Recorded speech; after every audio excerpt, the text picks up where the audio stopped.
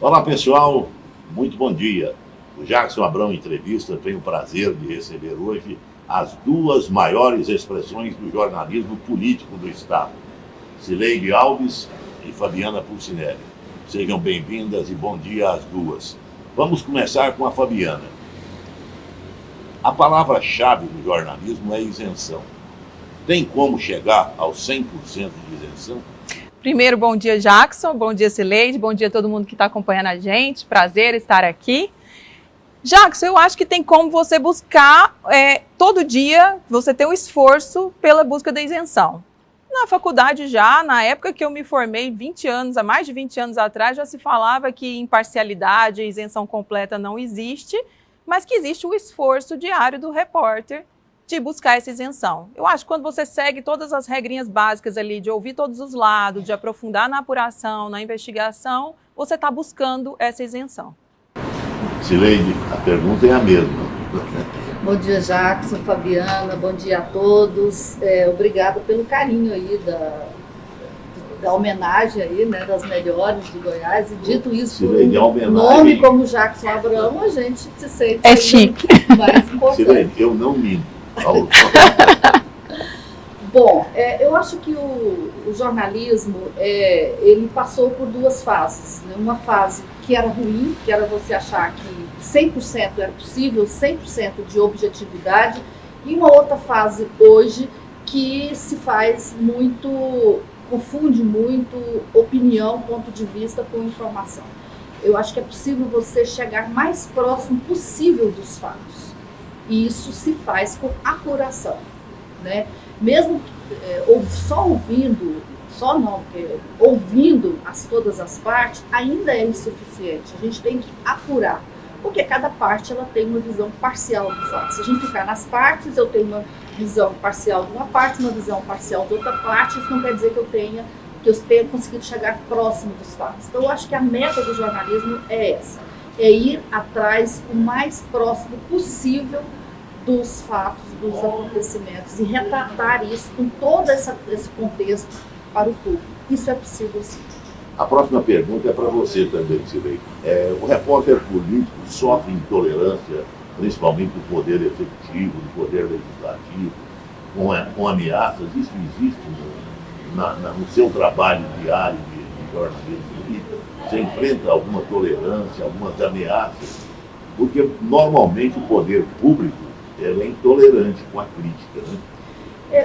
Eu acho que a literatura é um bom exemplo para a gente de como é o ser humano. A literatura retrata bem como é o ser humano, cheio de defeitos, né, de problemas, o ciúme, a inveja, a vaidade, o desejo pelo poder. Então o ser humano é isso. Quem está na política também é assim.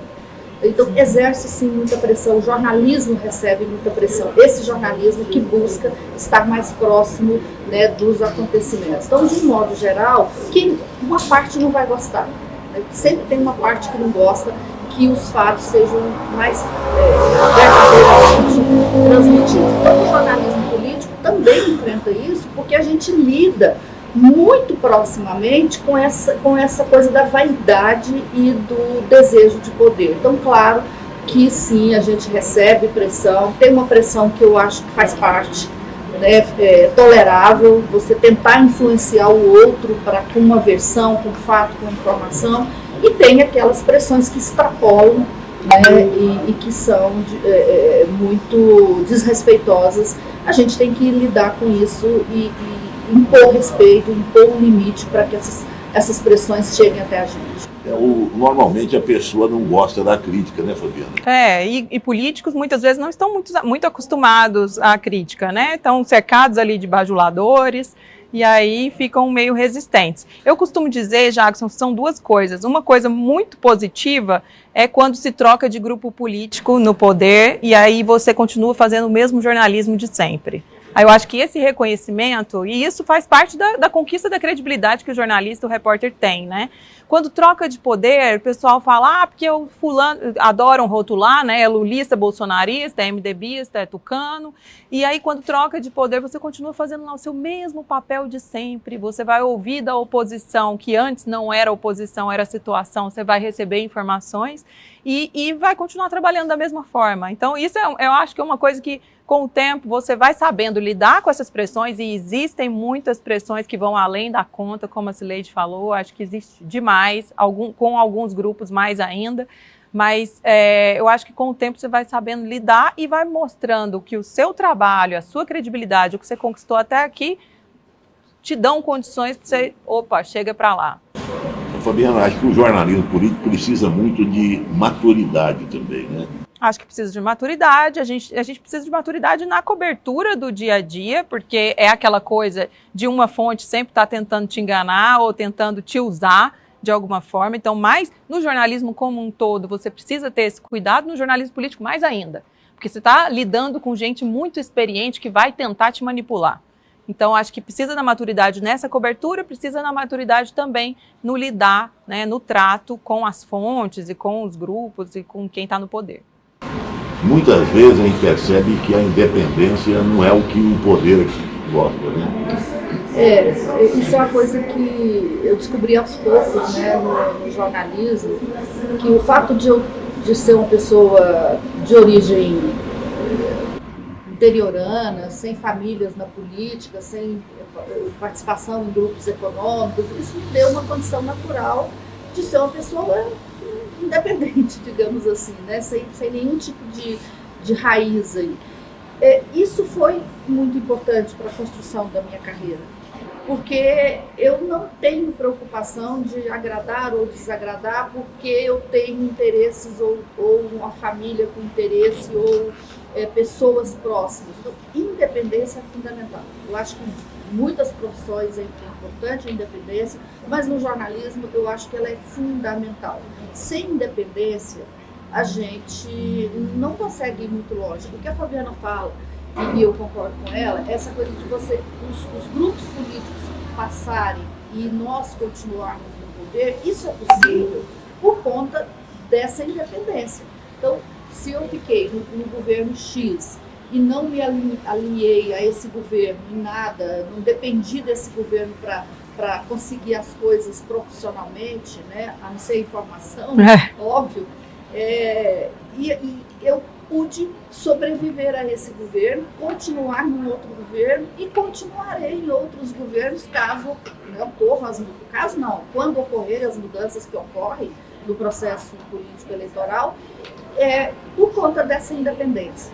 Então, assim, a gente tem que ter a independência para construir credibilidade e para construir respeitabilidade. Eu vou querer mexer agora com umas lembranças da Fabiana e da Cileide. Qual foi o maior momento seu em termos jornalísticos? Assim, alguma coisa que marcou, que foi épico para você? Épico, né? Épico é uma palavra forte. Eu tive boas coberturas, acho que lá em Brasília, a gente cobriu, a Cileide também, o caso do Mensalão, a gente cobriu o impeachment da Dilma, teve o CPI do caso Cachoeira, né, e que acho que as atenções estavam muito voltadas para Goiás, porque os personagens eram muito daqui, então a busca de outros jornalistas de fora para saber informações sobre Goiás era muito grande e a gente ficava ali lidando com todas aquelas informações.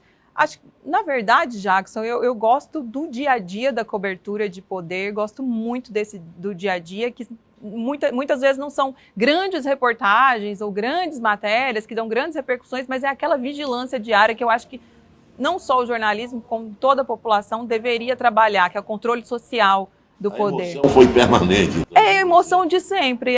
Eu gosto muito desse dia a dia, dessa cobertura. E a Cileide? Olha, épico, né, para usar essa sua expressão, eu tenho dois momentos na minha carreira profissional. O primeiro foi a cobertura do acidente com César 137 em 1987, que eu era repórter, e foi um momento muito duro. Você lembra, você estava como editor, você acompanhou tudo, então foi um momento muito duro e de muita insegurança, de muito medo, e desafiador para o jornalismo, porque era uma informação que a gente não sabia, não conseguia entender e era difícil para a gente explicar. Então esse foi um momento como repórter. Um segundo momento para mim foi muito marcante na minha carreira, daí foi como editora, que foi toda a coordenação da cobertura do caso Cachoeira, né, daquela Operação Monte Carlo, que ocorreu em 1982, então, 2012. 2012. Então, são esses dois momentos aí, para eleger, né, já que é para eleger. Beleza, agora vamos falar sobre a Prefeitura de Goiânia. O que está acontecendo com a Prefeitura, Fabiana? Não encontrou o rumo até hoje, né? Nós estamos em terceiro ano de gestão. Acho que a gestão começou com aquela turbulência da morte do Maguito e um prefeito inesperado, que eu acho que ele próprio não se preparou para assumir a prefeitura, aquele vai e vem de tumulto, de rompimento do MDB, grupo de Brasília tentando influenciar, o prefeito não tinha controle sobre a situação, sobre a gestão, agora tenta retomar esse controle com o afastamento do pessoal de Brasília, mas tem muitas dificuldades, assim, eu acho que tem muito amadorismo, acho que tem dificuldade de formar uma equipe boa, acho que tem inexperiência política, muita mudança, inexperiência política, dificuldade de lidar com as situações do dia a dia, dificuldade administrativa. Eu acho uma situação muito ruim em termos administrativos e em termos políticos. O prefeito Rogério Cruz tem muita dificuldade, assim, comete erros que a gente não consegue entender o motivo dos erros, assim, é muito difícil de entender e, assim, vi algumas pesquisas de bastidores, mas gostaria de ver muitas pesquisas para saber a avaliação, porque a sensação que eu tenho é que a reprovação popular a ele é muito grande e ele dificilmente vai ter condição de sair dessa situação, superar essa situação, tanto administrativa quanto política. Silêncio. Eu estava brincando que se eu pudesse sugerir ao prefeito a criação de uma secretaria, eu ia sugerir para ele criar a secretaria do bom senso. Precisava de ter um secretário com bom senso, alguém que tenha noção política, porque uma gestão, gente, ela é política. As pessoas não gostam de política, mas sim, política é fundamental. E é ela que direciona. E precisa de uma máquina que opere. Né? Então, eu acho que são duas coisas problemáticas na gestão de Rogério Cruz. A coordenação política, por isso que eu brinco desse secretário do bom senso, e uma máquina que consiga fazer as coisas acontecerem. Não tem as duas coisas. Então, assim, não tem ninguém que chega para o prefeito e fala, olha, proibir alunos de carregar mochila vai dar errado. Isso aí é aquela piada antiga que o pai tira o sofá da sala porque a filha namora no sofá. Assim, parece piada essas decisões. Ou então essa de colocar um carro com tecnologia andando pela rua para detectar os problemas, para avisar para a prefeitura para corrigir. No momento em que a cidade inteira está com problema. Então, assim, falta bom senso. Não tem ninguém para dizer para o prefeito, vai dar errado. Né? Então, eu acho que falta isso. Falta essa coordenação política. Você precisa ser um bom político para ser um bom prefeito. Ponto. Precisa ser um bom político para ser um bom governador. Ponto.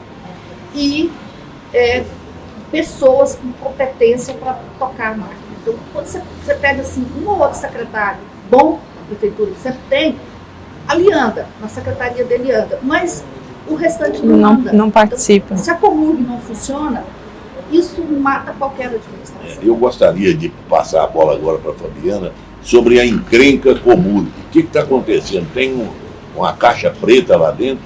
Eu acho que não tem caixa preta, falta vontade política de mostrar os dados, de dar transparência aos dados. A transparência é uma novela na Comurg. Acho que falta a disposição de mostrar as informações. Existem muitas influências políticas na Comurg, muito interesse político, uso político da máquina da Comurg, porque é muito fácil de usar pelo tamanho do quadro de servidores, pela estrutura que tem, pelas condições políticas de mostrar, dar visibilidade para os resultados. Né? Tem muito comissionado e aumentou recentemente. Então, assim, não é difícil de mostrar os dados. Falta essa vontade de mostrar os dados, muito interesse em esconder informações, né? Muita coisa que surgiu de 45 dias de uma SEI da Comurg, que agora está meio aos tropeços, né? A gente não sabe se vai caminhar bem até o fim, fazer um trabalho aprofundado, mas o tanto de informação que já chegou na SEI durante esses 45 dias, o tanto que já se alcançou de informação e o tanto que ainda se pode alcançar, mostra que não há não existe uma caixa preta. Existe gente disposta a esconder informação. Eu gostaria que a Cileide agora falasse sobre os possíveis candidatos a prefeito de Goiânia na eleição do ano que vem. Jackson, tem muito nome e não tem ninguém, né? Isso. Por que muito nome e não tem ninguém? Porque nós estamos num momento de renovação das forças políticas em Goiás, morte de Iris, morte de Maguito, uma geração que envelheceu na política e poucos sucessores, e isso faz com que o quadro fique um pouco aberto. O fato de termos um prefeito que pode disputar a reeleição, mas que ainda não se viabilizou eleitoralmente, também, politicamente, né, também é dificulta, é um fator que dificulta, que deixa isso em aberto. Então, em tese, nós temos aí o próprio prefeito, que a gente não sabe se vai ser candidato ou não, e disso depende as outras decisões de outras candidaturas. O que a gente pode dizer nesse momento, com tanta antecedência, é que o PT de Lula terá um candidato, né, e ele já tem 2 nomes aí querendo disputar, que são a deputada Adriana Accorsi e o ex-reitor Edivar Madureira, o PL de Jair Bolsonaro, que também está trabalhando, isso é uma estratégia nacional do partido de ter candidatos, então o Gustavo Gaia está sendo preparado para isso. De antemão, a gente pode dizer isso. Agora, quem vai ser o candidato do MDB? Se o MDB vai ou não ter candidato? Quem vai ser o candidato do governador Ronaldo Caiado? Se ele vai ou não ter um candidato? Se Wanderlan Cardoso será ou não candidato? Isso está tudo muito aberto ainda. Ana Paula está fora da corrida para a Prefeitura de Goiânia? Não diria que ela está fora. Eu acho que tem muita gente interessada. É ela que não demonstra vontade, né? Ela não demonstra interesse, parece que a família é contrária, existe uma dificuldade em relação a esse entendimento, até de uma análise de que ela poderia herdar todo o capital político do pai, isso dificilmente acontece. E provavelmente teria apoio do governador também. Eu acho que se ela decidir ser candidata pelo MDB, acho que é inegável que teria apoio do governador. O Iris dizia uma coisa que eu acho que vale para a Ana Paula. Ele dizia que toda atividade, e a política não é diferente, a pessoa precisa de talento para ela. Não basta, ele me disse uma vez, não basta uma pessoa ser filho ou neto de alguém que é um grande profissional na área dele, para que o filho seja um grande profissional. Ele precisa ter talento. E aí, eu acho que talvez a Ana Paula ainda não mostrou se ela tem esse talento e quer exercer, se ela quer exercer esse talento. Tá bem, Ana, vamos falar agora sobre o segundo mandato do governador Ronaldo Caiado. Queria a sua visão sobre como ele está conduzindo para o novo mandato, se ele fez as composições com as forças políticas que o ajudaram. Ele demorou nesse processo, né? Levou um tempo que muita gente julga que é longo demais. Ganhou no primeiro turno, na eleição do ano passado, tem uma situação política muito mais favorável nesse segundo mandato do que no primeiro, tem uma base muito mais ampla na Assembleia, contou com muito mais partidos de maior porte nas eleições. Então tinha tudo para começar com o pé no acelerador. A gente até deu um balanço dos 100 dias dizendo que foi com freio de mão puxado, o governo até achou ruim, não gostou dessa expressão, reclamou, pressionou, mas... Falando em pressão, né, Fabiana? Falando em pressão, teve pressão, mas reclamou porque acha que deslanchou bem. Mas não, a equipe está sendo definida hoje à tarde, inclusive hoje à tarde seria a definição, nos próximos dias aí a gente tem uma definição a respeito de Francisco Júnior, né, do PSD, a indicação do PSD, que foi um dos 3 partidos que tiveram candidato ao Senado, que o governador priorizou para dar espaço na gestão. Definiu o PP, definiu o próprio União Brasil, mas não definiu o PSD até hoje, a gente está em maio, né? Então teve uma demora em relação a isso, teve uma demora em relação a projetos. O Fundeinfra, né, que é um projeto muito relevante para esse início de segundo mandato, ficou aí na expectativa, né, primeiro com uma resistência grande do agro para definir o conselho gestor do Fundeinfra, depois com a decisão do Supremo, mas vai reunir também nos próximos dias. Acho que poderia ter mostrado muito mais coisa, né, poderia ter começado num impulso muito mais forte no início, mas acho que tem tudo tem todas as condições para mostrar mais resultados do que mostrou no primeiro mandato. E acho que vai ser muito mais cobrado para isso. Silei, perder a Secretaria de Economia foi ruim para o governo? Depende do que o governo pretende fazer nesse mandato agora. No primeiro mandato, o governador colocou todas as fichas dele na reorganização administrativa e financeira do Estado e entregou. Se o objetivo dele era esse, entregou. Né? Ele deixou de pagar, suspendeu a dívida, fez a renegociação, isso fez o governo fazer caixa. O governo terminou os 4 primeiros anos com caixa de aproximadamente 11 bilhões de reais, mas dinheiro em caixa não faz milagre. Não adianta você ter dinheiro em caixa e não ter serviços para entregar. O que a população quer não é eleger um governador que conseguiu fazer uma boa poupança, eleger um governador que pegou o dinheiro e aplicou em retorno para a sociedade. Então, o que o governo pretende dessa nova gestão? O que o Caiado quer desse novo governo dele? Eu acho que a Fabiana, quando ela aponta para essa freio de mão puxado, é um pouco isso. Acho que o próprio Caiado ainda não definiu. Ele apostou no Fundeinfra, na taxa do água, para fazer investimentos. Ele vai conseguir fazer esse investimento à altura de todo o barulho político que foi feito para criar essa taxa do água? Eu não sei. Então, a perda da secretária indica um pouco o caminho que o governo quer adotar.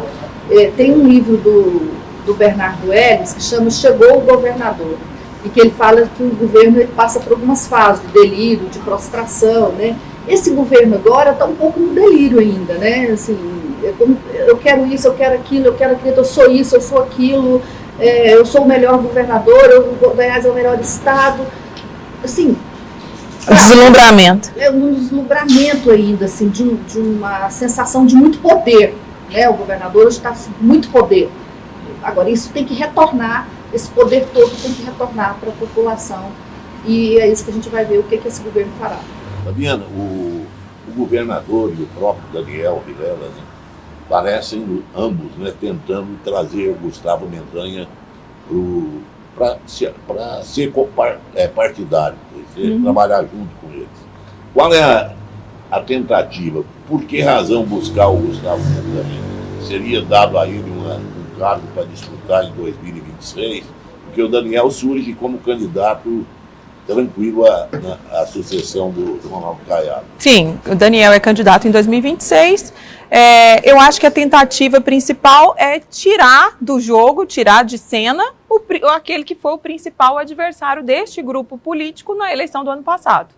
O Gustavo ficou em segundo lugar, né, teve uma votação considerável, né? E apesar de não ter um grupo político forte, apesar de não ter deslanchado na campanha, mas teve uma votação importante, relevante, e terá planos para as próximas eleições. Eu acho que o principal objetivo é anular, tirar ele do páreo para 2026, quando o Daniel vai ser candidato. Mas seria aquinhoado com alguma candidatura, por exemplo, para o Senado, para vice-governador? Pode ser isso. Pode ser, o Gustavo ensaia aí dizer que pode ser candidato a prefeito, que é algo muito difícil de ele conseguir na justiça, né? Não teria autorização para ser candidato a prefeito de Goiânia, mas diz que vai fazer consulta em relação a isso. Mas eu acho que o objetivo do MDB, do Daniel, com o respaldo do governador, é isso, tirá-lo de cena para 2026, deixá-lo como um candidato a Senado, pode ser um candidato ao Senado, é uma alternativa, mas construir junto com ele e se aproveitando também, Jackson, do fato de que o Gustavo foi um candidato a favor do bolsonarismo aqui em Goiânia, e ele agora se distancia um pouco desse grupo, porque o PL está trabalhando com a candidatura do Gustavo Gayer, o Wilder Moraes é o presidente do PL, trilhando um outro caminho, houve inclusive um distanciamento entre o Wilder e o Vanderlan, então tá meio que cada um seguindo seu rumo ali, e o Gustavo não está achando espaço para ficar nesse grupo bolsonarista também. Então ele tá meio perdido também, sem rumo. E, claro, o governo se aproveita disso para tentar abraçá-lo e colocá-lo ali debaixo das asinhas. Sileide, o sonho do governador Ronaldo Caiado de ser candidato à presidência da República é viável? Olha, eu acho que seria imatura, né, se eu dissesse que sim ou que não. O que a gente sabe da política é que uma candidatura ela é construída num processo longo. O Bolsonaro, Jair Bolsonaro, em 2014, disse: vou ser candidato a presidente da República. Trabalhou para isso e houve condições políticas para que ele fosse. Só ele dizer eu quero ser candidato não teria sido candidato. Né? Então foi toda aquela ocasião de 2016 em diante que favoreceu a candidatura dele. Então, Ronaldo Caiado, ele vai disputar, por enquanto, ele está disputando a base da direita. Né? E ele está fazendo isso nacionalmente. Tanto é que essa semana ele foi para um evento do setor agropecuário para defender bandeiras tradicionais da direita, como a propriedade privada, atacar o MST e também contra o marco temporal das terras indígenas, que vai ser julgado pelo STF. Então ele está demarcando, ele está trabalhando para que isso ocorra. Se vai ocorrer ou não, eu acho que vai depender de como ele construir essa candidatura e das condições políticas até lá. Fabiana, e as fake news em debate agora no Congresso Nacional? Tem como regular as fake news? Olha, Jackson, eu acho que é um debate muito complexo, que precisa ser aprofundado, não pode ficar nessa coisa de fake news, né? De acusações de fake news, de nível de debate de rede social. Acho que é possível fazer muitas coisas para reduzir o alcance das informações falsas e para controlar um pouco, para fiscalizar melhor. A gente tem exemplos aí de países na Europa que já avançaram em relação a isso. Tem muitos aspectos que já estão em discussão lá no TSE. O TSE que no ano passado formou um grupo de especialistas, tem muitas propostas boas. Então, acho que existem mecanismos para tentar reduzir tanto esse alcance quanto também fazer o monitoramento, a fiscalização e reduzir alcance. Existem mecanismos. É um debate complicado, porque sempre há esse uso de que é censura e desrespeito à liberdade de expressão, que não é, dá para separar as duas coisas, porque liberdade de expressão não permite liberdade para cometer crimes. Então, isso tem que ser considerado, você não pode colocar tudo num conjunto e falar, liberdade de expressão, tem direito de falar, ou tem direito de colocar nas redes sociais, ou de influenciar, né, tentar incentivar cometimento de crime. Então, é um debate que precisa ser aprofundado, mas é possível fazer uma série de coisas. E eu só queria acrescentar um dado ao que a Fabiana está dizendo, o seguinte: a mídia, a imprensa tradicional, né, essa imprensa que existiu até o surgimento das redes sociais, ela sempre foi, aspas, regulamentada. Né? Não tinha um regulamento em si, mas existe um conjunto de leis na legislação, seja no Código Penal, no Civil, na Constituição, que nos estabelecia regras de atuação. Eu não posso impunemente, quer dizer, poder eu até posso, mas impunemente acusar uma pessoa injustamente e inventar notícias que não existem sobre as pessoas, porque eu vou pagar por isso. Então, eu acho que as redes sociais também têm que ter esse tipo de controle, né? Quer falar mentira, quer caluniar, quer inventar, assuma as consequências disso perante a justiça e pague por isso. Para encerrar o nosso bate-papo, eu queria a opinião das duas, Fabiana e Cileide. Qual o maior desafio para o governo Lula? Aprovar os projetos dele no Congresso Nacional ou a sombra de Jair Bolsonaro? Eu acho que a sombra do Jair Bolsonaro está ligado à aprovação dos projetos. Nacional. Então, o grande problema do Lula é que ele ganhou a eleição com uma margem muito pequena, mas o Bolsonaro fez um grande Congresso Nacional. Então, esse Congresso vai trabalhar contra esse Lula, que vai exigir do Lula muito mais competência política do que ele sempre teve na carreira política dele. Eu acho que esse é o grande momento do Lula e não é fácil. Não é fácil porque ele não consegue governar hoje como ele governou no passado. O Congresso Nacional hoje é muito mais poderoso do que foi o Congresso lá atrás e ainda tem essa oposição que pretende criar todos os obstáculos para ele. Eu acho que essa dependência do Congresso é relevante porque eu acho que o maior desafio do Lula é fazer melhorar a economia, a vida das pessoas, o dia a dia das pessoas, para que elas... Eu acho que essa conexão elas fizeram nas eleições, quando escolheram o Lula, e elas querem rememorar esse momento, e eu acho que ele conseguindo fazer melhorar a economia, ele consegue reduzir esse poder do grupo bolsonarista, essa tentativa de voltar, E seria bom também, eu acho, que o Lula falasse menos. Eu acho que ele comete deslizes que alimentam essa militância bolsonarista de uma forma desnecessária em vários aspectos que não são relevantes para a gestão agora.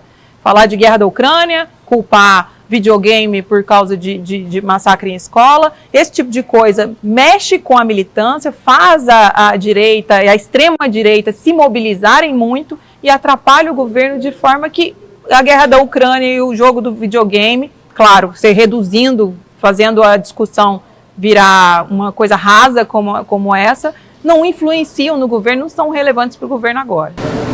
Tirei 1 minuto para a gente encerrar a nossa entrevista, você fala o que você quiser aqui agora. Bom, eu não preciso de 1 minuto não, só agradecer a conversa, é sempre bom, né, a gente fazer esse exercício, porque a conversa, ela obriga a gente a raciocinar sobre coisas que você tem na cabeça, mas que você não sabia que você tinha. Né? Só uma intervençãozinha para ele. A população que acompanha vocês tem curiosidade para saber o que Cileide e Fabiana pensam. Bom. Que bom, né? Sinal de que a gente tem muito o que ainda ouvir, né?